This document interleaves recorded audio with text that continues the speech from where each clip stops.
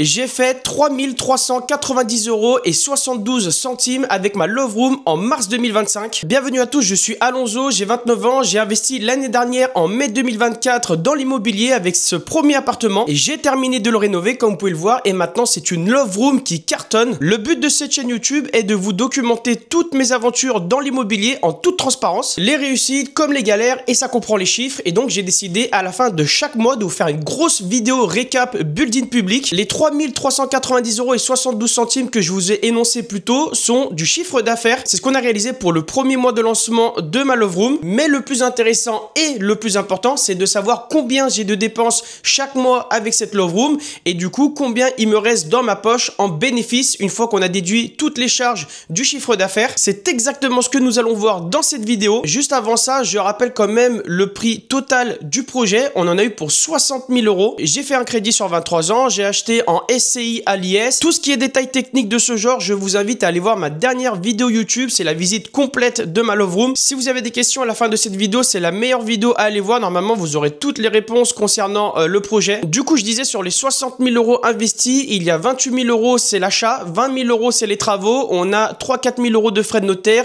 et à peu près 4-5 000 € de mobilier. Ça a coûté un tout petit peu moins de 60 000 €, mais on va arrondir. Comme ça sera beaucoup plus simple pour calculer la rentabilité du projet. Et pour finir rapidement avec les anecdotes de ce premier mois de lancement de ma Love Room, qu'est-ce que ça a donné? Bah dans l'ensemble, super, ça s'est très bien passé. On a à chaque fois récupéré le logement dans un très bon état. On n'a quasiment pas eu de soucis, on n'a quasiment jamais été dérangé. Voilà, dans l'ensemble, c'était vraiment impeccable.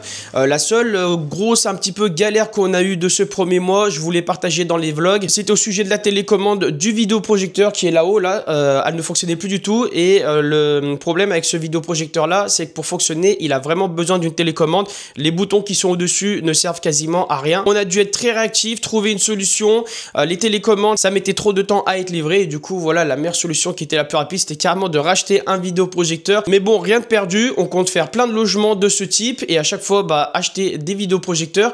Donc, celui qu'on a acheté, il servira pour le prochain, mais au moins, on a eu une télécommande livrée en moins de 24 heures. On se retrouve directement sur l'ordinateur et on n'est pas là pour commenter un match de football, même si on pourrait le croire avec mon casque. On arrête les conneries et je vais vous partager directement l'écran de mon ordinateur pour vous montrer tous les chiffres. Je vais vraiment rentrer dans tous les détails. Allez, on est parti dans un premier temps sur un Google Sheet. C'est mon tableau de bord Airbnb. J'ai trouvé ça sur internet. Je l'ai acheté pour 15 €, quelque chose comme ça. J'ai juste à rentrer la totalité des chiffres dans ce tableau à la fin de chaque mois de ma Love Room. Que ça soit les dépenses, le chiffre d'affaires, le nombre de réservations. Vous allez voir, c'est ultra complet. C'est le top du top. On va commencer d'abord par les réservations. On va revenir sur le chiffre d'affaires avant de parler des dépenses. Alors, sur Airbnb, pour le mois de mars, on a fait 20 nuits, ce qui a donné un chiffre d'affaires de 3046 € et 60 centimes. Ensuite, pour Booking, on a eu une seule réservation, voilà, de 179 €, donc chiffre d'affaires 179 €. Et pour les upsells, on a fait 165 € et 12 centimes de chiffre d'affaires. Au cas où je le rappelle, hein, les upsells, c'est les suppléments qui sont payants. Lorsque les voyageurs ont finalisé leur réservation sur ma Love Room, je leur envoie directement un message automatique avec le lien de ma boutique en ligne sur laquelle je propose différentes options comme la décoration romantique, des box sucrées, des box salées. Il y a le départ tardif s'ils veulent rester plus longtemps le lendemain pour faire la grasse matinée. Il y a aussi un coffret coquin. Voilà, c'est plein de petites options comme ça. Ça booste les revenus, ça booste le chiffre d'affaires à la fin de chaque mois. Donc au total, hein, ça fait bien 3390 € et 72 centimes de chiffre d'affaires. On va revenir là-dessus un petit peu plus tard. Avant ça, on va passer aux dépenses. Donc ça, je sais que ça va intéresser beaucoup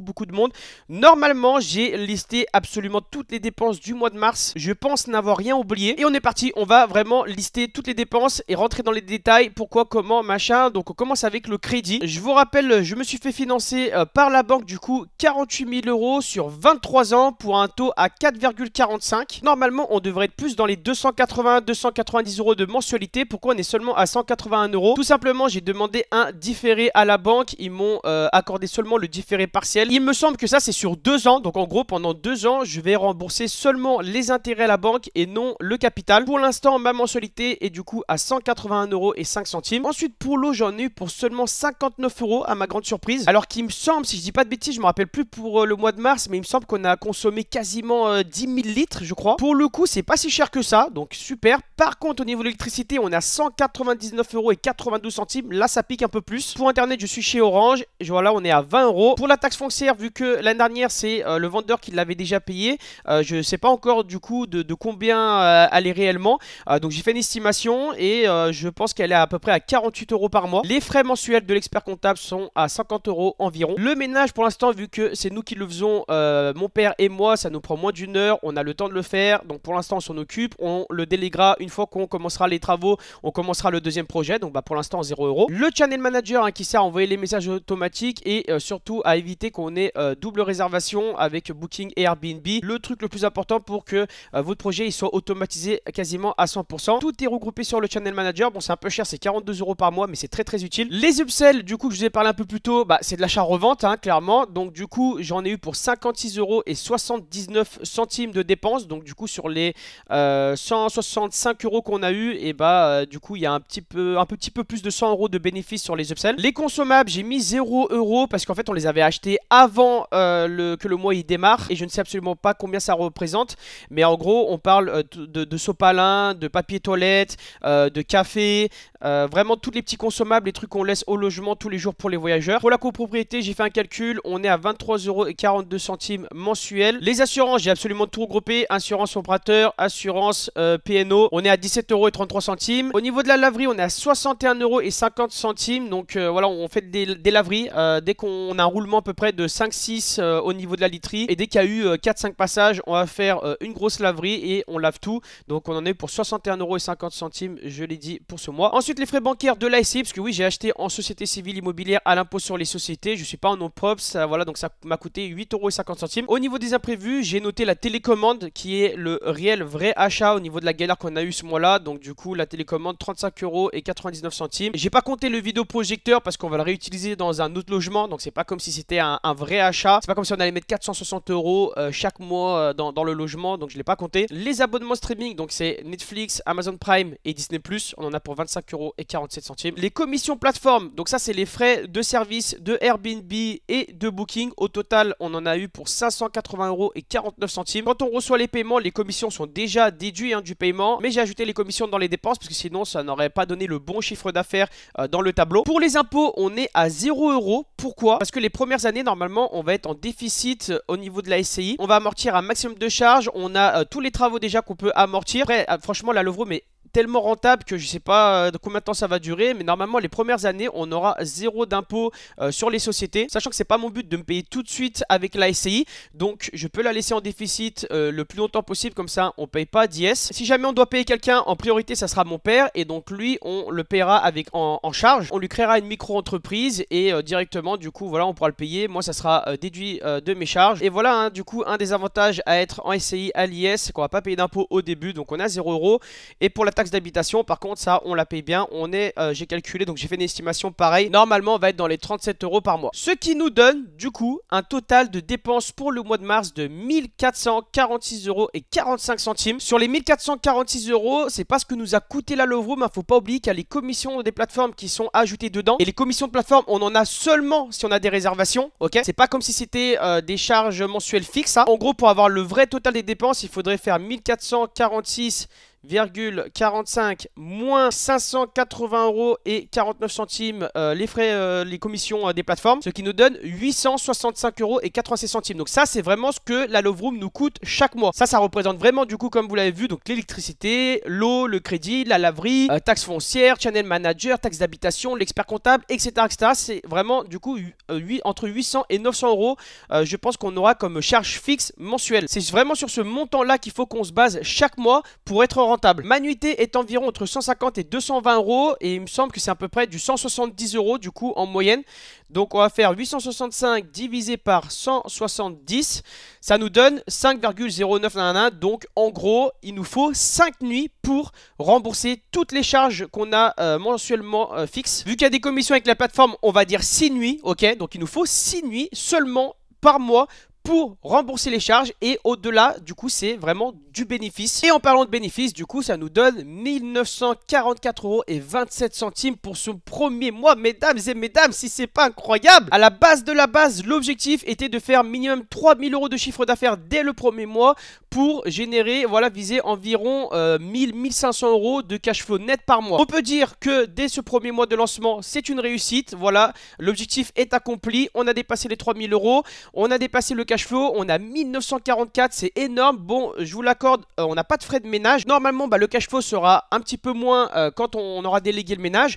Mais là, il faut compter à peu près, pour vous faire une idée, je dirais en frais de ménage, ça sera entre 300 et 500 euros par mois max. Donc si vous voulez vous faire une vraie idée de combien on aura en cash flow quand le bien sera délégué à 100%, qu'on n'aura plus rien du tout à faire, on peut retirer entre 300 et 500, voilà. Donc ça donnera en gros, grosso modo, 1500 euros de cash flow net par mois. Et du coup, on est toujours... voilà, dans l'objectif. Même quand on aura le ménage délégué, on sera minimum à 1500 euros avec un seul bien, les gars, un seul logement qui nous a coûté en plus seulement 60 000 euros. Donc pour un projet à moins de 100 000 euros d'investi, on a un SMIC, on a un très beau SMIC qui va tomber tous les mois en net.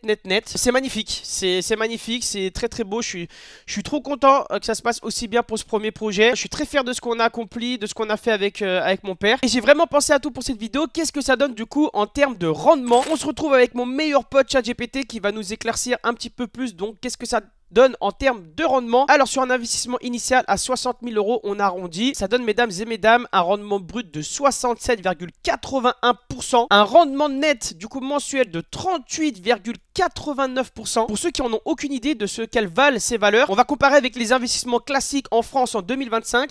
Donc un immobilier locatif classique, le rendement brut en moyenne en France est de 5,9% et en rendement net on est entre 3 et 5%. Dans les grandes villes on est entre 4 et 7. Et dans les meilleurs secteurs comme à Saint-Etienne par exemple, etc., on est entre 6 et 8% en brut et 4 et 6% en net. Carrément là on a des fonds genre en actions et du private equity. Ça je connais pas trop, mais si on reste dans l'immobilier, voilà, du coup c'est ce que ça veut dire pour toi. Ton rendement brut est 11 fois supérieur à la moyenne de l'immobilier traditionnel. Et mon rendement net explose tout, même face aux meilleures zones. Là il m'a remis un peu les rendements liquides classiques, donc ça j'y connais pas trop. Tu joues dans une catégorie à part, bien au-delà du super investisseur moyen. J'aime trop quand il me sauce comme ça, ChatGPT. Et c'est pour ça que je lui dis c'est mon meilleur pote. Pour résumer, en taux de rentabilité, on a fait 10 fois mieux que la moyenne. Si le but était de rembourser l'investissement le plus rapidement possible, et dites-vous en seulement 3 ans à peu près, ça pourrait être le cas. Évidemment, c'est pas du tout l'objectif. C'est pour ça que j'ai pris un crédit sur la plus longue durée possible pour obtenir la mensualité la plus petite possible et du coup dégager le plus gros cash flow possible. Comme ça, avec tout ce cash qui est disponible à la fin de chaque mois, je peux mieux réinvestir et faire grossir mon patrimoine encore plus rapidement. Et je peux, si je le souhaite, déjà vivre dessus, me faire plaisir, voilà, payer mon père, etc. Maintenant, on va passer à Smoobu, je sais pas comment ça se prononce, c'est le channel manager. Je vais vous montrer un petit peu tous les chiffres partout pour vous montrer que tout ce que je vais montrer est bien réel. Smoobu, ça regroupe du coup Airbnb et Booking. Donc, on a fait 21 nuits, voilà, donc 3225 euros de chiffre d'affaires, 21 nuits ici. Il y a eu une seule annulation de la part d'un voyageur, donc ça donne 68% de taux d'occupation. Là, voilà, vous avez mes revenus du coup de Airbnb pour le mois de mars. Là les revenus de Booking pour le mois de mars. Là vous avez les réservations. J'ai eu qu'une seule réservation sur Booking. Ensuite on va passer au calendrier pour vous montrer un peu comment ça s'est passé. Là où on a eu le plus de réservations, est-ce que c'était en semaine, est-ce que c'était en week-end? Donc dès le premier jour du mois de mars on a une réservation, c'était un samedi. Le dimanche on n'avait personne. À savoir qu'en plus on a eu aucune réservation à l'avance pour le mois de mars, dans le sens où on a lancé vraiment le logement dès le 1er mars. On en a eu un petit peu à l'avance au début du mois pour la fin du mois, mais je veux dire par exemple en février on n'a pas pu contracter des réservations pour le mois de mars. Dans l'ensemble du coup c'était beaucoup de réservations de dernière minute. Pour la vraie première semaine du mois de mars du coup on a eu seulement 4 réservations sur les 7 jours, mais c'était le début. Ensuite dès la deuxième semaine on a eu 6 jours sur 7, on a failli faire un perfect, il nous manquait que le lundi.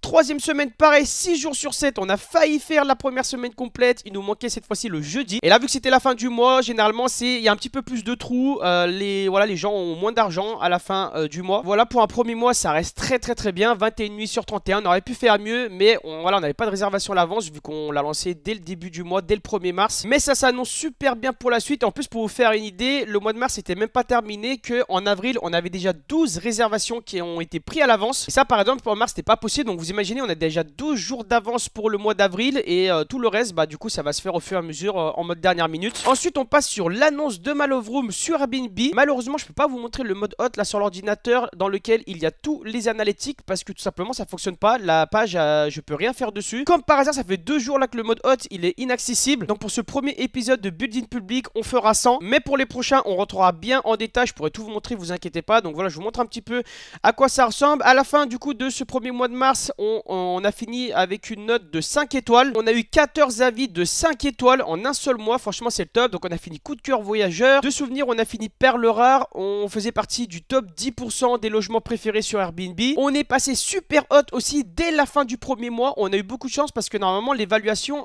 pour le super hot, elle se fait tous les 3-4 mois. Et là, pour le coup, ça tombait le 1er avril. Donc, on a pu participer à la première évaluation. On avait rempli tous les critères. Donc, dès le premier mois, on a été super hot, le top du top. Je vais vous faire défiler très rapidement les 14 avis qu'on a eu du coup pour ce premier mois de mars. On en a eu des super, des un peu plus courts, un peu plus simples.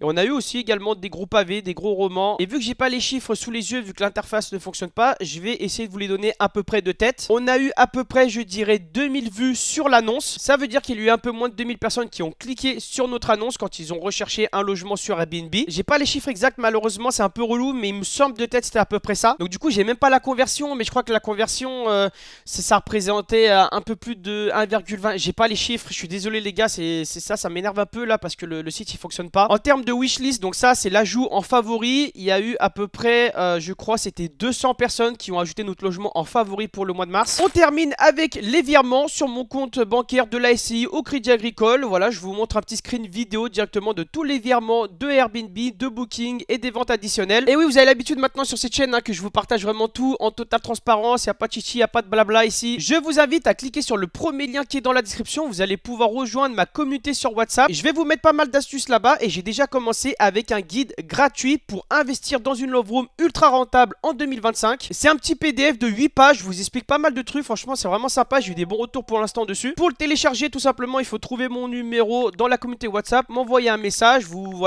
écrivez salut, c'est pour le guide et je vous enverrai tout ça avec plaisir. Si vous avez aimé ce premier épisode, c'est que le début. Il y en aura un à la fin de chaque mois. Mettez un gros pouce bleu, abonnez-vous à la chaîne YouTube, c'est gratuit, activez la cloche de notification, comme ça vous loupez pas les prochains épisodes. Je vous fais des bisous et à la prochaine, bye bye.